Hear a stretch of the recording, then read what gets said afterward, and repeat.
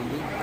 అదే కాకుండా మరి రేపు ముఖ్యమంత్రి చేతుల మీదుగా మైనార్టీ సోదరి మనులు ఎవరైతే వితంతులు ఉన్నారో వికలాంగులు ఉన్నారో వారికి కూడా 50,000 రూపాయలు ఇచ్చడానికి మరి ఈరోజే మాకు కలెక్టర్ దగ్గర నుంచి సెక్రటేరియట్ దగ్గర నుంచి మాకు ఇన్ఫర్మేషన్ వచ్చింది.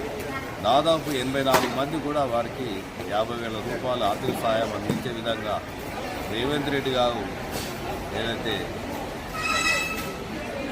బడుగు బలహీన వర్గాలకు చేయూతనిస్తుండో ఇది చాలా గొప్ప విషయము. ఈ ఆర్థిక పరిస్థితుల్లో రాష్ట్ర ప్రభుత్వం ఆర్థిక పరిస్థితుల్లో కొట్టుమిట్టాడుతున్నా కానీ ఇచ్చిన హామీలను తూచా తప్పకుండా అవే కాకుండా కూడా మనం ఎన్నో ప్రయత్నాలు చేసుకుంటూ ముందుకు పోతున్నటువంటి రేవంత్ రెడ్డి గారు మరి మంత్రిమండలికి అదేవిధంగా కుకటపల్లి కాంగ్రెస్ పార్టీ ఇన్ఛార్జ్ అయినటువంటి పెద్దలు బండి రమేష్ అన్న గారికి ప్రత్యేకంగా కుకటపల్లి కాంగ్రెసే కాకుండా ప్రజలు కూడా ఈరోజు వారికి ధన్యవాదాలు తెలుపుతున్నారు. మరి 10 ఏళ్ళలో ఉన్నటువంటి టీఆర్ఎస్ ప్రభుత్వం ఏం చేసిందో ఈరోజు కుకటపల్లిలో మీరు ఏ వ్యక్తిని అడిగినా కానీ మీకు కనిపిస్తుంది. వాళ్ళకి చెప్పడం జరుగుతుంది. భూ అక్రమాలకు చెరువుల కబ్జాను నారాయణ కబ్జాను చేసుకుంటూ పోతున్నారు.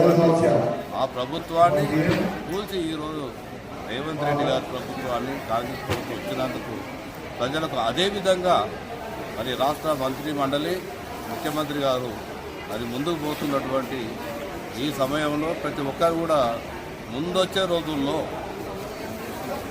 కాంగ్రెస్ పార్టీకి అండగా ఉండాలని చెప్పి ప్రత్యేకంగా మనవి చేస్తూ తెలియజేసుకుంటున్నాను.